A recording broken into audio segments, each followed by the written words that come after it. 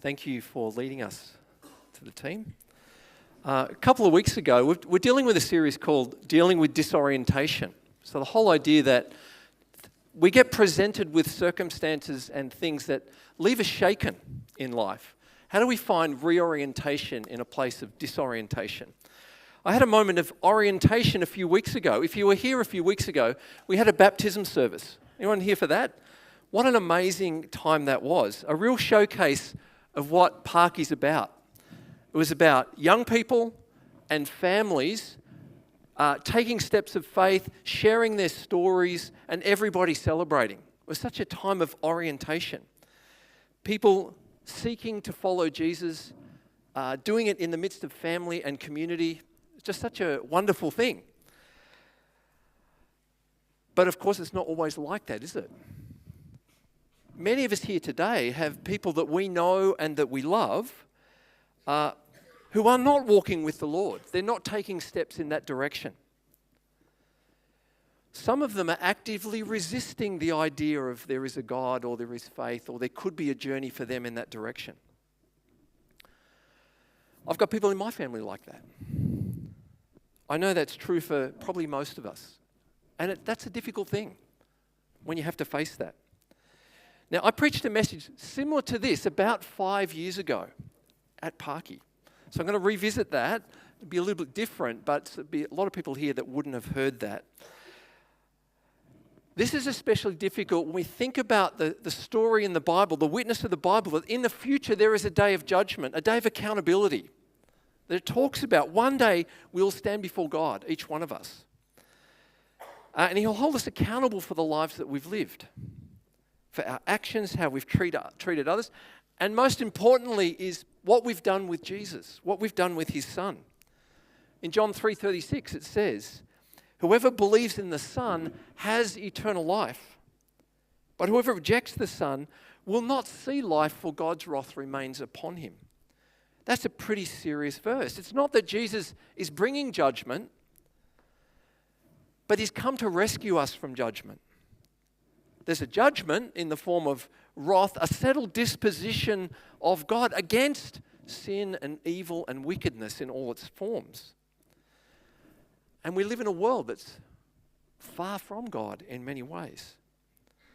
Jesus is the solution to this reality. You're forgiven, you're cleansed, you're free. The offer's available for you. But there's many people not interested. They feel they don't need that. And that can be quite disoriented. As an individual, that message is disoriented because it makes us think, what does that mean if there is a day of judgment and I'm not interested or worried about that? But also as a believer, when we think about those we love and those we know, what does it mean for them? Some people intentionally walk the other way. So we have this theological dilemma. Judgment is coming and a day of accountability will come, but people ignore the means of being rescued from that. I wonder, is that a tension for you in your family or with people that you know? Anyone you might work with? Anyone you might relate to week after week? This can be a real point of disorientation for believers. God, why? Why is it I know and I love this person or these people? I know you love them too. I know you love them with a love that's far greater than the love I love them with. And I read in the scripture of this coming judgment, but currently there's no responsiveness in the person or the people. I love these people. It's difficult to comprehend. It's these people who are close to us. It's more difficult even the closer they are to us. So I want to explore that sense of disorientation. What does that do to us when there's people that we love who don't seem to be interested at all in faith? I want to do it from a story in the book of Genesis. It's a story, it doesn't seem like a story of hope, but it's a story of hope. I'll share it slightly different than I did a few years ago. Many people probably haven't heard the story. But it is a key story for anyone who's wrestling with the idea that judgment is coming and that people aren't interested in that, many people. So it's Genesis 18. It's a story from the life of Abram. 3 men come to visit him. They're not 3 men though. It says they're 3 men, but they're visitors from heaven. 2 of them are angels, one turns out to be the Lord. They come to Abram. So here's the story. So the first part of the story, they visit Abram and they really confirm the promise. You're going to have a child. 24 years have gone by since this promise was made. That's a long time. So they come. Where is your wife Sarah? They asked him. She's there in the tent, he said. Then one of them said, I will surely return to you about this time next year, and Sarah, your wife, will have a son. 24 years after the promise, they come to confirm the promise. Now, understandably, Sarah laughs. What sort of a laugh? I think it's like, you can't be serious. She laughs at the promise of God. It's so unbelievable. She's 90 years old. Anyway, the promise comes. She's 90. It's going to happen next year. And so she's laughing at this. The conversation, and the men get up to leave. Okay, that happens, and then the rest of the story continues. So verse 16, when the men got up to leave, they looked down towards Sodom, and Abraham walked along with them to see them on their way. Then the Lord said, shall I hide from Abraham what I'm about to do? Abraham will surely become a great and powerful nation, and all nations on earth will be blessed through him. For I have chosen him so that he will direct his children and his household after him to keep the way of the Lord by doing what is right and just, so that the Lord will bring about for Abraham what he has promised him. Now, they're about 1,000 meters up and they're looking down on the plain. They can see the plain, and down there is the city of Sodom.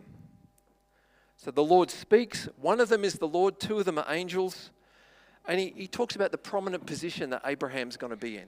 You know, all nations are going to be blessed through him. I'm going to bless this guy. I'm not going to hide from him what I'm just about to do. So he begins to share what he's about to do. Let's go to verse 20. Then the Lord said, the outcry against Sodom and Gomorrah is so great and their sin so grievous, I will go down and see if what they have done is as bad as the outcry that has reached me. If not, I will know. The men turned away and went towards Sodom, but Abraham remained standing before the Lord. So the complaint has been heard in heaven about how bad this place is. God is going to send the angel. Go and check it out. Is it as bad as what I've heard? So they go to check it out. Abraham remains standing before the Lord. Now I'm going to skip a few verses, but we're going to come back. But it's significant that he remains standing before the Lord. Let's see what happens. So the story continues. The 2 men arrive. They meet Lot. He says, come and stay at my house. Say, no, we're going to stay in the city. Sodom's not a nice place. They finally get convinced to stay at their place. The men in the city surround the house. They want to molest these people. But because they're angels, they have this ability. They make them all blind, so they're kept safe. In response to this, after this incident, the men decide, yes, it is as bad as what we'd heard. This place is beyond redemption. Judgment is coming upon this town. But they want to give Lot a chance to escape. Here's the story. The 2 men said to Lot, do you have anyone else in here, sons-in-law, sons or daughters, or anyone else in the city who belongs to you? Get them out of here, because we are going to destroy this place. The outcry to the Lord against its people is so great that he has sent us to destroy it. So Lot went out and spoke to his sons-in-law who were pledged to marry his daughters. He said, hurry and get out of this place, because the Lord is about to destroy the city. But his sons-in-law thought he was joking. Judgment's coming, and the angels say to Lot, get out of this place before it happens. Run away. The city's going to be destroyed, so get out. The sons-in-law don't take it seriously. They think he's joking. I wonder if we relate to that. There may be people who don't take seriously the idea of faith. We might know those people. We might love those people. Here's what happens. With the coming of dawn, the angels urged Lot, saying, hurry, take your wife and your 2 daughters who are here, or you'll be swept away when the city is punished. When he hesitated, the men grasped his hand and the hands of his wife and of his 2 daughters and led them safely out of the city, for the Lord was merciful to them. As soon as they'd brought them out, one of them said, flee for your lives, don't look back, don't stop anywhere in the plain, flee to the mountains, or you will be swept away. So Lot is struggling. The things are urgent. The destruction is coming quickly. They've got to leave. and so they help them out. They're told not to look back. It says in the story, Lot's wife looks back, becomes a pillar of salt. This is scary stuff. Eventually, Lot and his 2 daughters do make it out, and they take shelter in a small town up the road. So they make it out of the destruction. The angels have led them out, and they're safe. The story then goes back to Abraham. Remember, he's up on the hill. It goes back to that place. Significant in a story, you go back to the place. This is significant. Let's see what happens. Early the next morning, Abraham got up and returned to the place where he had stood before the Lord. He looked down towards Sodom and Gomorrah, toward all the land of the plain, and he saw dense smoke rising from the land like smoke from a furnace. Bit like standing on the top of Greenmount and looking at Perth and seeing smoke rising. No cheering, please. So this place where his relatives had been, it looks like it's been destroyed. He can see from up above, 1,000 meters up. As was threatened, how does he feel? I think his thoughts immediately go to his family. He doesn't know what's happened to them yet. As far as he knows, the whole place is gone. He knows his relatives were there, and this is a time of disorientation. He must be wondering, what has happened? Isn't this what happens when we see the news or we hear about a disaster and we know someone who lives there? We think, I wonder how they're going. We immediately turn to the people that we know and love, even in the midst of a disaster, and we think, I wonder how they're going. We notice in the story, Sodom's not getting a reprieve. It would be great if the story ended like the book of Jonah. In the book of Jonah, Jonah is sent to the city of Nineveh, proclaim my judgment against it, 40 days it will be overruled. But by the end of the book, Nineveh is saved because they turn to the Lord. It doesn't happen for Sodom. There's no reprieve. Sometimes judgment does come. The big picture of history says that one day judgment will finally come. The Jonah story is a great story. The Ninevites get rescued. But it's the story of Sodom that is the story about the end. That's the judgment. This is the ultimate judgment, a picture of it. There's no great reprieve in the end. At some point, there will be a final judgment. So what does the story teach us? Very often in ancient stories, there are statements we read.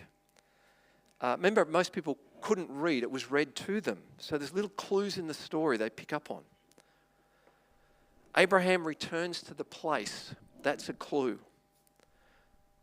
The author's wanting us to recall what happened at that place. Abraham had a conversation with God. It was about people being rescued from destruction. It was a strange conversation. We'll go back to it in a sec. But in that conversation, Abraham was relaying his concern to God for his relatives. God had revealed there was judgment coming, and then Abraham starts this process of talking with God. He's looking out now over the plain. Destruction has happened. He's concerned for them. But he'd had this conversation with God the day before.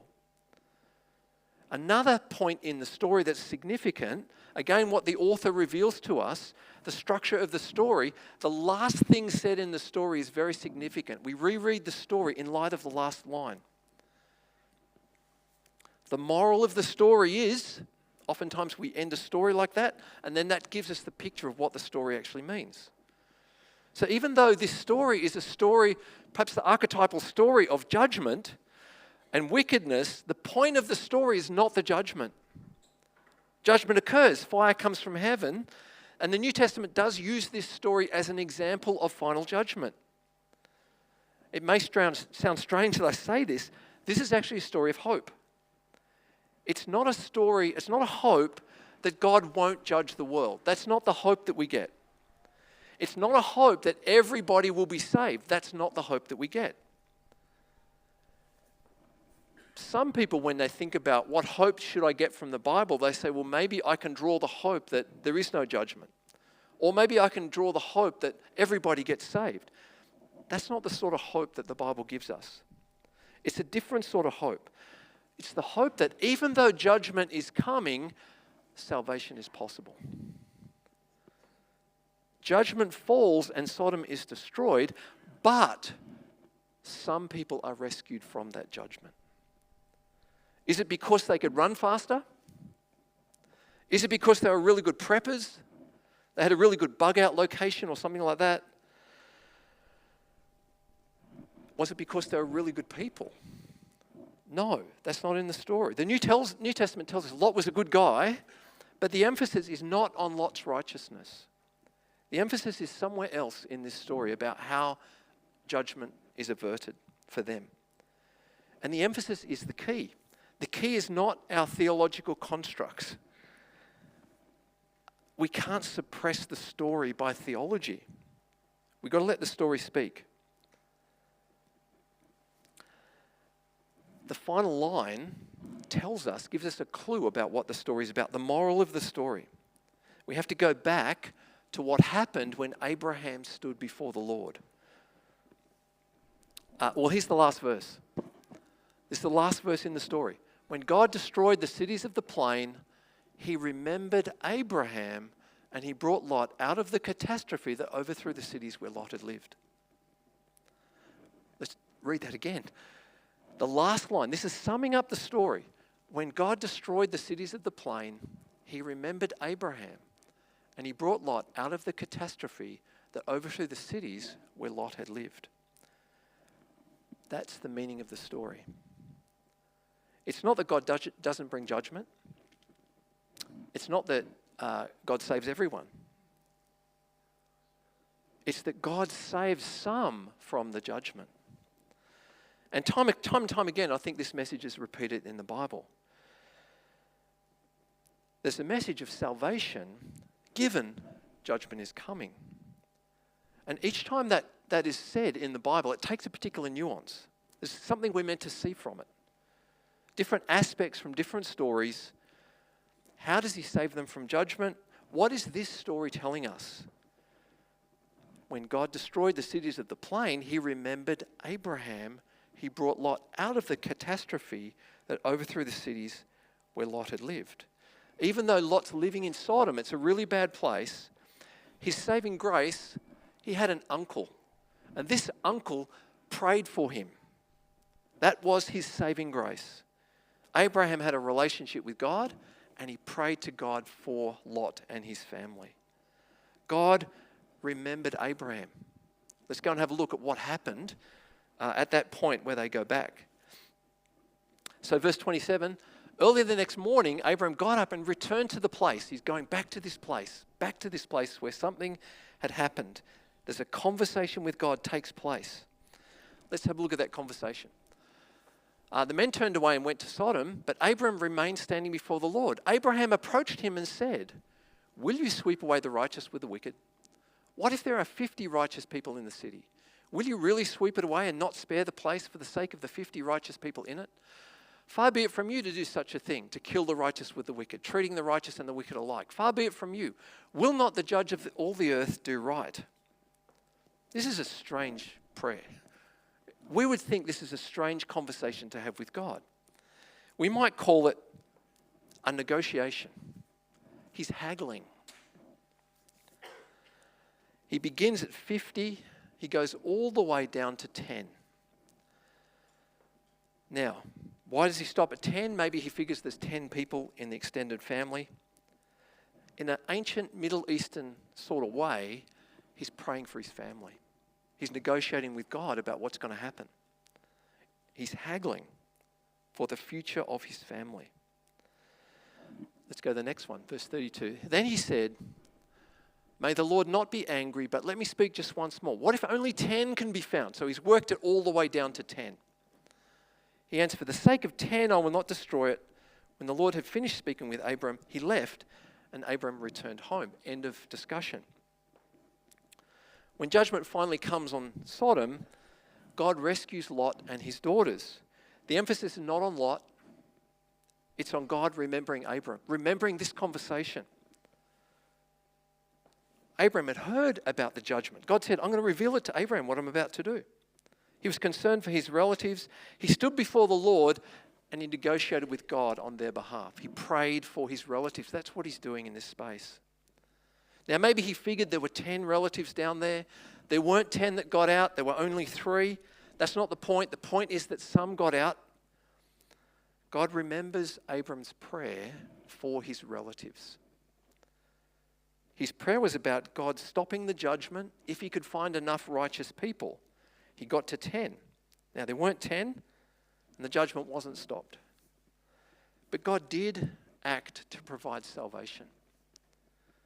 There's something about the prayer of Abram that God listens to.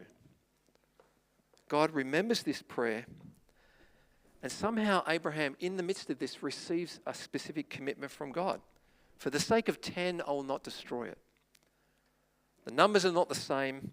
The outcome is different. That's not the issue. It's not about a perfect prayer. It's about God seeing his heart for his relatives.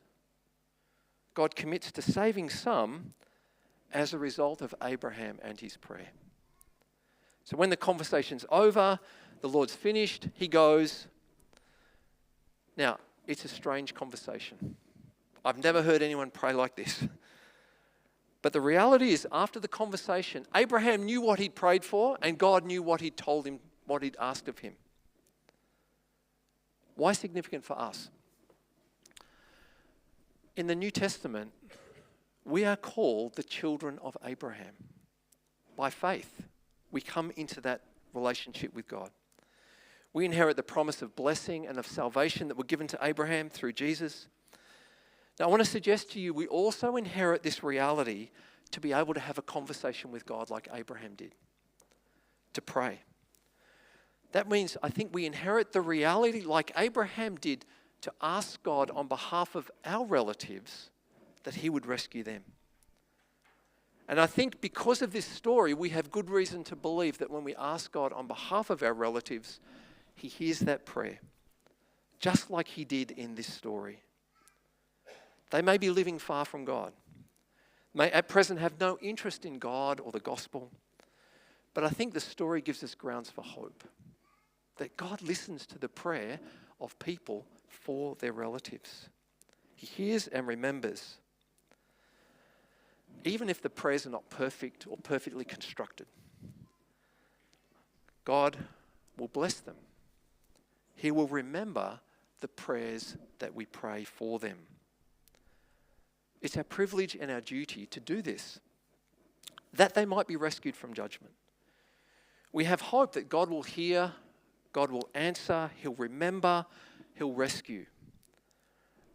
I suggest that's the meaning of the story.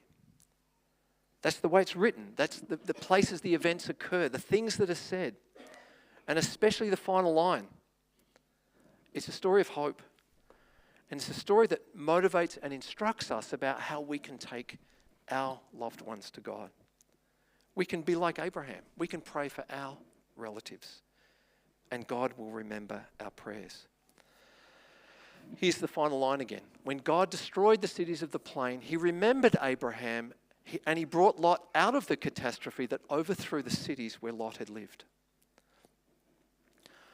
I've been encouraged by the number of people who I've been in contact with, who I've heard about, who weren't believers, who kind of weren't interested at all, and yet at some point, often in the last parts of their life, they shift and they turn towards him. A year ago, I didn't have a great confidence where my brother was at, my older brother. But some of you know he passed away in March, and over the months before that, he had a turning. He kind of came back to the faith he had as a child. And so I felt confident. In a sense, it's not about me, is it? It doesn't really matter what I think. It's about what God thinks. But I saw a shift in him. He was ready when he passed for what lies beyond. I've seen around another 5 people in circles I've been in who shifted in their perspective. And when you thought, that person does not look like they're interested at all, but something happened. They shifted, they turned. They could have been uninterested or even hostile. During their final days, they reconsidered their situation, opened their heart, and came to faith. I can't say this happens every time. I can't say there's an absolute guarantee for every person. We don't have those absolute guarantees. It is a walk of faith, not of sight. But these people who've had a significant transformation in their final days, who've found peace with God, all had somebody who were praying for them. We shouldn't be surprised because of this story. It tells us this is the way it works. It gives us an example of people being rescued from the judgment because of the prayers of someone else. I think we should be confident similar things can happen today. Those we love, even though they're living far from God, God will hear our prayer. He will engage in that space. Sometimes we may have a sense of confidence that He'll act, but He will remember. He'll deal in mercy, even if the situation at the moment seems hopeless. That is who God is. That is who this story tells us God is. Gives us confidence, I think, that we can enter that space on behalf of those we love and feel that God is going to answer. He's going to act. Now, I know that this area, our family, our loved ones, it's an area that can be very personal and very emotional for us. It can be a great distress that there are people in our family in that space. It can disorient us. How might God meet us in our struggles in this area? And again, 5 years ago, we did a similar activity. I want to invite people. I've got some boards there. There are some post-it notes, and there's some pens just to write an initial or a name, somebody that's on your heart. Could be your brothers, sisters, parents, children, friends, workmates, somebody who comes to mind when this story provokes in you the idea, I would like to pray for that person. You know them, you love them. Currently, they're not walking with the Lord, but you're concerned about them. So I want to invite you, we're going to put some music on in a minute, just to write down. We'll stick it to the thing, and then what we'll do is together we'll pray for them. And when we've done that, we'll sit down and we'll pray, and we'll bring these people before the Lord together. Like Abraham did. God remembered that conversation, and He brought Lot out of the catastrophe. So as you feel you want to, I'll start the ball rolling because there's people in my heart, and Ethan will put some music on.